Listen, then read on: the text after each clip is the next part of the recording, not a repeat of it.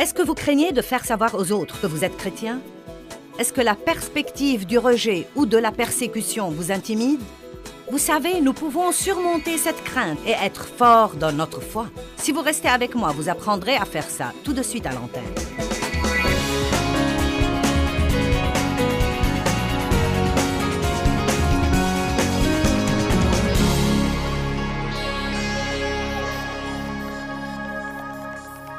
Eh bien, vous avez peut-être remarqué que vous avez un ennemi. Il s'appelle Satan, Lucifer, le diable, le séducteur, le malin, le menteur. Il a toutes sortes de noms. Mais l'essentiel, c'est que... il veut s'assurer que vous ne faites aucun progrès. Est-ce que vous avez remarqué que quand vous commencez à faire des progrès, une attaque semble s'amener, et puis vous pensez, eh bien, je fais ce qu'il faut. Pourquoi est-ce que j'ai un mauvais résultat? Eh bien, vous savez, vous devez persévérer et faire toujours ce qu'il faut. Et puis, finalement, vous traversez des situations difficiles. Et non seulement vous gagnez, mais encore vous acquérez de l'expérience quand vous les traversez. Je fais une série ce week-end sur les stratégies de Satan. Non pas que j'aime particulièrement focaliser sur Satan dans 4 réunions, mais je crois que c'est tellement dangereux de l'ignorer. C'est dangereux de lui prêter trop d'attention, mais c'est dangereux aussi de l'ignorer. L'apôtre Paul dit, nous n'ignorons pas les ruses et les desseins du diable. Dave vous a parlé ce matin dans sa présentation de notre grande nation, l'Amérique, des dangers d'être ignorant et de ne pas savoir ce que nous devons savoir. Si vous ne savez pas ce que vous devez faire, vous ne faites rien. Et ne rien faire est notre plus grand problème. Satan aime les gens passifs. Il aime les gens qui veulent qu'une bonne chose se produise et qui restent là et attendent pour voir si elle se produira ou pas. Ils pensent que quelqu'un devrait faire quelque chose, mais il ne leur vient jamais à l'esprit que ce devrait être eux. Vous verrez ce soir que Satan vise votre volonté. Je ne vais pas en parler ce matin, mais Satan a une progression. Il essaye d'abord d'attaquer votre pensée. Nous en avons parlé hier soir et nous lui avons pratiquement accordé toute notre attention. Votre pensée est le champ de bataille. Satan argumentera contre vous. Il citera la parole de Dieu inexactement. Il vous mentira et votre seule protection est dans la parole de Dieu. Si vous ne savez pas la vérité, vous ne pourrez pas reconnaître le mensonge. Amen? Il y a des gens dans cette salle aujourd'hui et des gens qui nous regardent à la télé, qui nous écoutent par tous les moyens, soit sur CD ou en regardant un DVD, ou en regardant le programme sur Internet. Et ils croient des mensonges. Vous dites vraiment? Probablement pour presque chacun d'entre nous, y compris moi, il y a toujours quelque chose que nous croyons et qui n'est pas vrai. C'est quelque chose que nous avons ramassé en cours de route. Nous avons été influencés d'une manière ou d'une autre pour le penser. Et bien qu'il ne soit pas vrai, il nous gouverne toujours ou nous contrôle à certains égards. Nous croyons des choses sur les gens. Vous savez, nous pouvons croire que les gens médisent de nous qu'en réalité, ils ne nous voient pas. Amen? Les gens sont loin d'être aussi intéressés à nous que nous le pensons.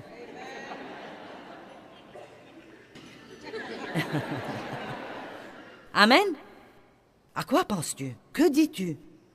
Je n'aime pas la façon dont tu me regardes. Pourquoi tu ne me parles pas? C'est comme... ils ne vous voient pas. C'est comme...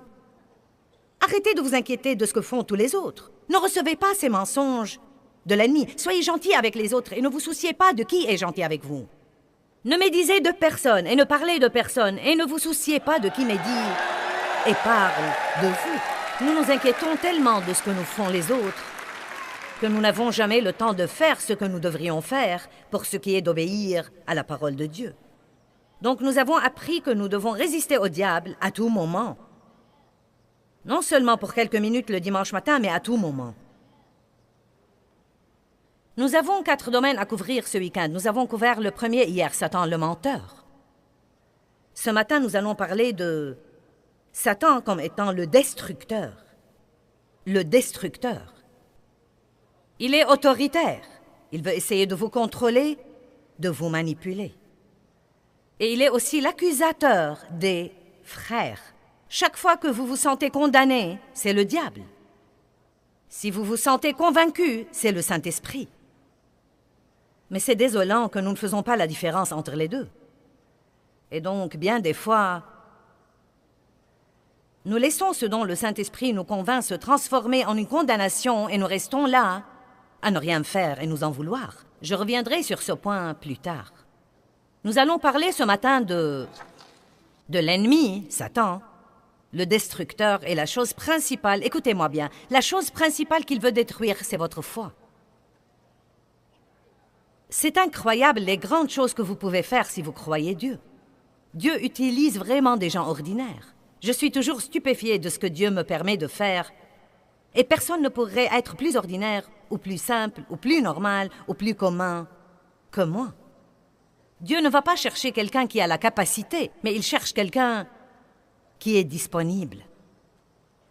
Il cherche quelqu'un qui dira oui et fera des pas de foi.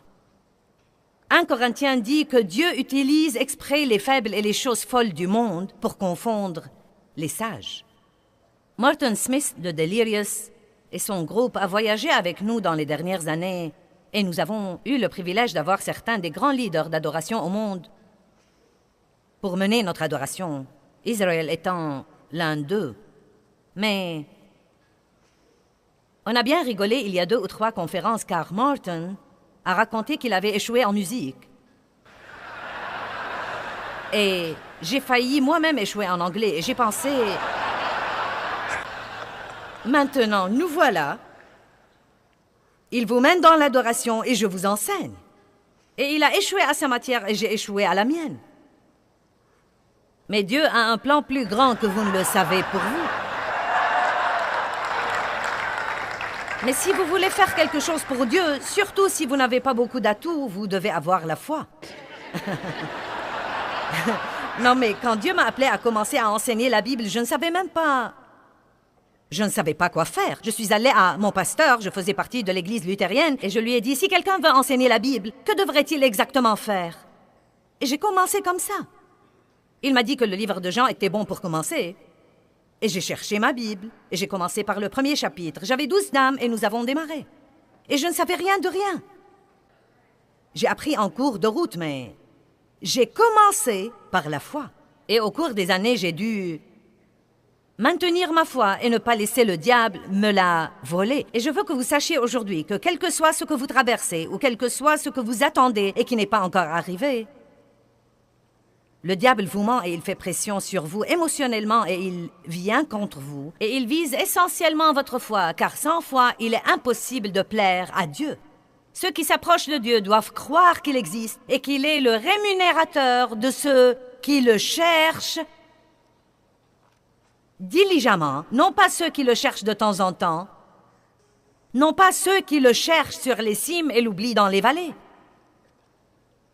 mais pour ceux qui le cherchent diligemment, il est leur rémunérateur. Et j'aime ce que Dave a partagé ce matin, comme quoi il a prié et prié pendant des années pour notre nation et pour toutes les villes que nous visitons. Et pourtant, quand vous écoutez les nouvelles, il semble parfois que les choses empirent. Mais vous savez quoi? Nous devons passer outre à ce que nous voyons et dire « Dieu est fidèle ». Et j'ai prié, et il m'a entendu, et Dieu est à l'œuvre. Et tout à coup, soudainement, vous savez, c'est comme ça que Dieu agit parfois. Parfois, c'est petit à petit, vous voyez un petit progrès, mais parfois, vous avez un tout à coup dans votre vie. Et c'est comme, waouh! C'est Dieu! Non, mais j'ai vu des femmes qui ont cru Dieu pour le salut de leur mari pendant 25 ans sans se lasser malgré les découragements et les déceptions. Vous savez, en persévérant dans leurs prières. Et tout à coup, soudainement, la bonne semence au bon moment, le bon message au bon moment, et les vieux fripons ont été sauvés. Et tout a changé. Je ne sais pas où je serais si Dave Meyer avait perdu espoir en moi. Donc Satan veut détruire votre foi. D'abord, il attaque votre pensée. Si ça ne marche pas, il essaye d'attaquer votre corps et ou vos biens. Je veux vous parler pour quelques minutes de votre corps physique et de votre santé. Vous dites, je me mêle de vos affaires, mais c'est ma réunion. Et je vais me mêler si je le veux. Votre corps et votre santé sont très importants pour Dieu, parce que Dieu travaille par vous. Il a construit une arche par Noé. Il a tué Goliath par David. Et il prêche par les lèvres des hommes et des femmes. Il va aux pauvres villages en Afrique et en Inde et en d'autres endroits qui sont nécessiteux, mais il y va par l'intermédiaire des gens.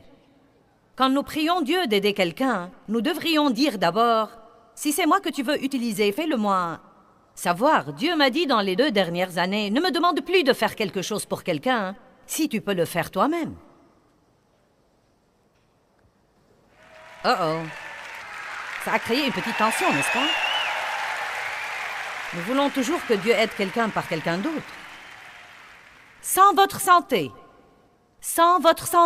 il sera facile pour Satan de priver le monde du don que Dieu vous a donné. Maintenant, votre don peut être un don spirituel, mais il sera transmis par votre corps physique.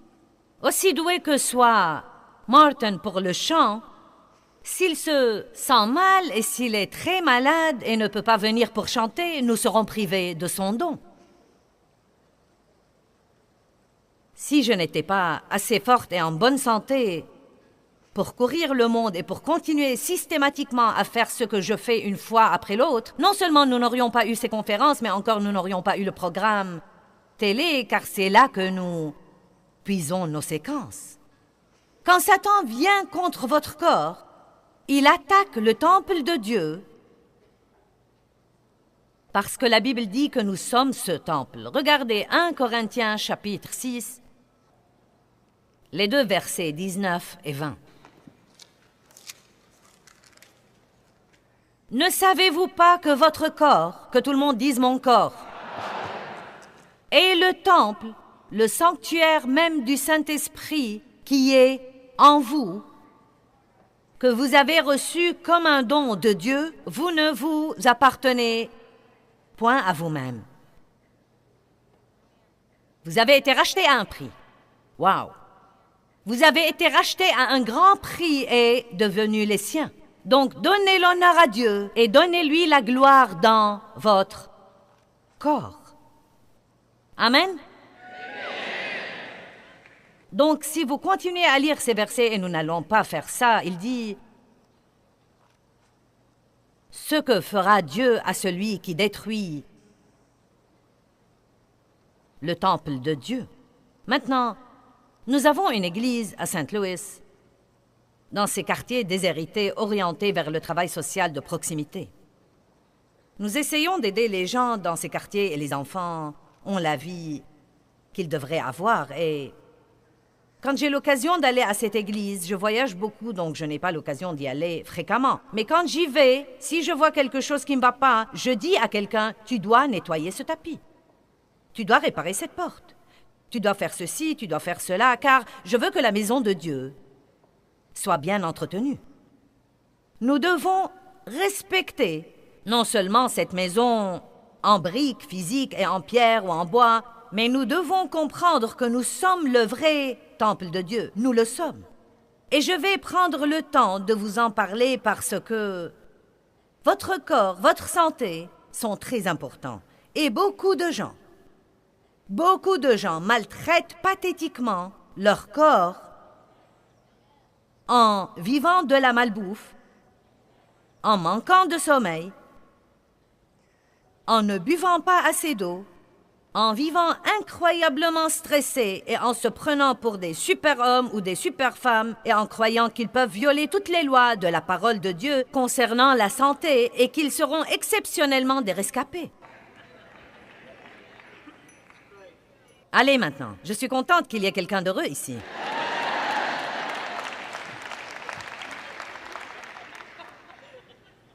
Pendant 10 ans de ma vie, je prêchais et je me sentais très mal. Vous n'avez pas d'idée à quel point je me sentais mal. Maintenant, il y avait différentes choses qui entraient en jeu. J'étais au milieu de la ménopause et j'avais tout ce bouleversement hormonal et j'avais un cancer du sein et la liste n'en finit pas, mais je peux vous dire que la vraie cause de ce qui n'allait pas chez moi, bien que ces choses soient des problèmes, était le stress. Je ne me reposais pas. Je n'avais pas de temps mort. Je prenais beaucoup de responsabilités. J'avais un faux sens de responsabilité. Je pensais que je devais prendre part à tout. Je ne savais pas déléguer mes responsabilités et m'abstenir d'intervenir.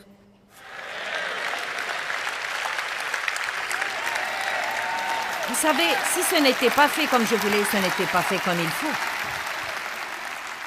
Allez maintenant. Et j'allais chez le médecin et il me disait que j'étais stressée et puis cela m'exaspérait parce que je ne voulais pas entendre que c'était le stress. Et je pensais non. Une fois, un médecin m'a dit... J'étais dans sa clinique pour 4 ou 5 minutes et il m'a dit « Tu es vraiment une femme intense. » Bien, je n'ai pas aimé ça. Je vais être très franche avec vous. J'étais en mauvaise santé. Je souffrais de migraines depuis 10 ans. Maintenant, personne ne le savait parce que je me poussais à travailler. C'est incroyable ce que la passion vous pousse à faire. J'avais la passion de prêcher et la passion du ministère et ça m'a donné... Non, mais comme m'a dit un médecin, tu es une femme qui a de la volonté et cela l'emporte sur tout ce qui pourrait aller mal chez toi. Mais ce n'est pas intelligent à long terme. Je ne dormais pas comme il faut. Je travaillais beaucoup trop. Je ne m'amusais jamais. Je ne riais jamais. Je ne faisais rien qui me réjouissait. Bonjour. J'étais un bourreau de travail. Est-ce que j'ai quelqu'un qui me ressemble ici? Si je m'asseyais pour me reposer, je me sentais coupable, car je sentais qu'il y avait quelque chose que je devais faire. Allez. Et ce système de pensée est tordu, et bizarre, et Satan s'en sert pour tuer notre santé. Or,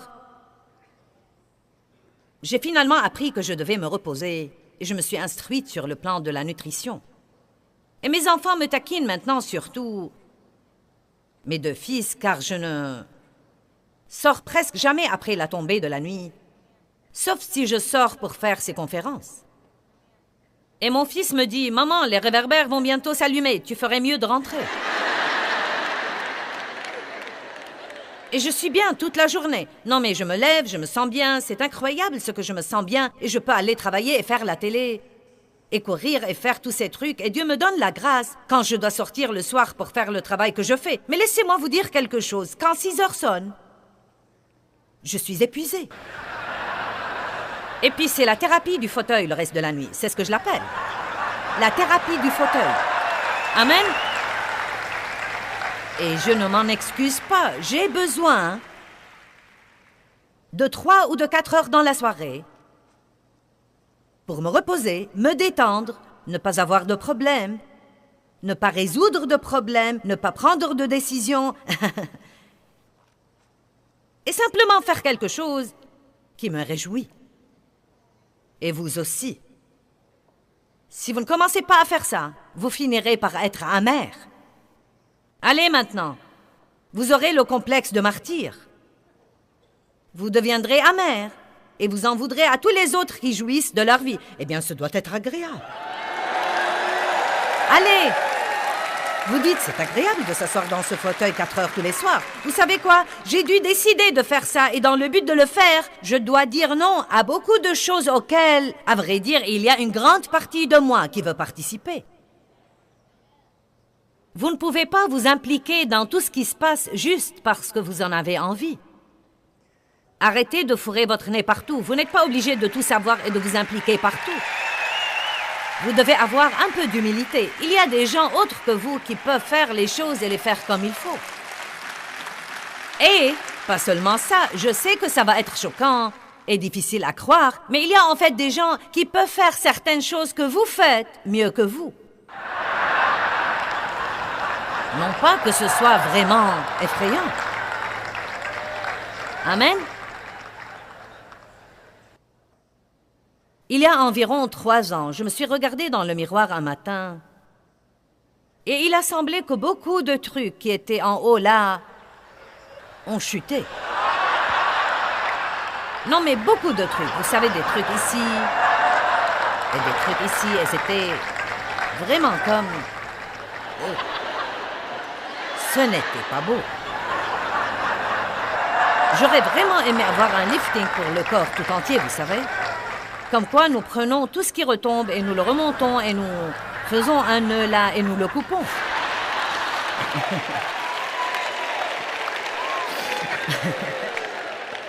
Mais j'ai pensé que ce serait très douloureux, donc... Franchement, je vous dis la vérité, Dieu m'a en réalité parlé... Comme je me regardais, il m'a dit, si tu ne commences pas un programme sérieux d'entraînement, écoutez-moi, si tu ne commences pas un programme sérieux d'entraînement, tu ne seras pas forte pour le dernier tiers de ton voyage sur Terre. Maintenant, Dieu merci, quand Dieu m'a parlé, j'avais le bon sens pour le faire. Et je veux finir ce que j'ai commencé. J'aurai, mais... Eh bien, j'ai 66 ans et demi, donc... La chose effrayante...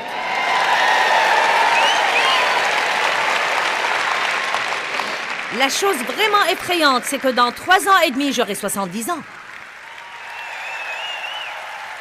C'est comme, oh là! Oh là!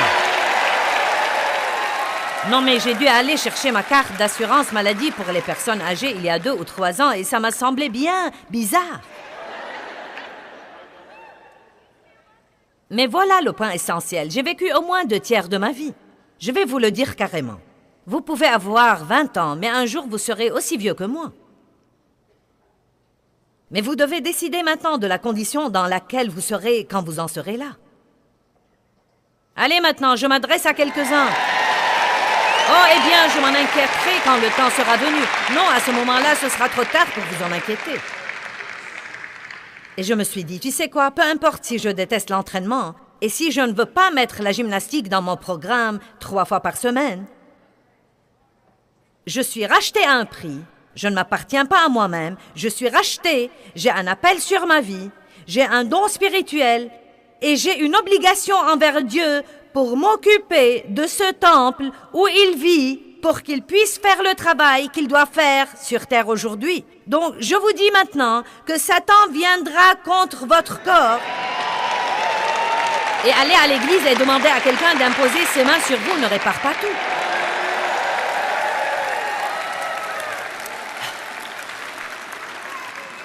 Si vous allez continuer à vous maltraiter, quelqu'un pourra imposer ses mains sur vous jusqu'à ce que vous soyez chauve. Vous n'êtes pas obligé de faire ce que je fais. Priez et laissez Dieu vous le montrer. Mais vous devez vraiment dormir. Vous devez boire de l'eau et non pas un verre rempli de produits chimiques chaque fois que vous voulez boire. Et je ne dis pas qu'il y a du mal à avoir ces autres trucs, mais vous ne pouvez pas en vivre. Vous ne pouvez pas vivre de desserts et de barres chocolatées et de pommes chips et de repas rapides. Achetez un bon livre sur la nutrition, ayez un peu de compréhension. Lisez, instruisez-vous et ne laissez pas vos papilles gustatives gouverner votre vie et votre avenir. Amen? Eh bien, ça a un mauvais goût. Eh bien, tant pis. Mangez-le de toute façon. Donc, combien d'entre vous comprennent et pensent qu'ils doivent mieux se soigner? Ai-je apporté une conviction à quelqu'un dans cette salle?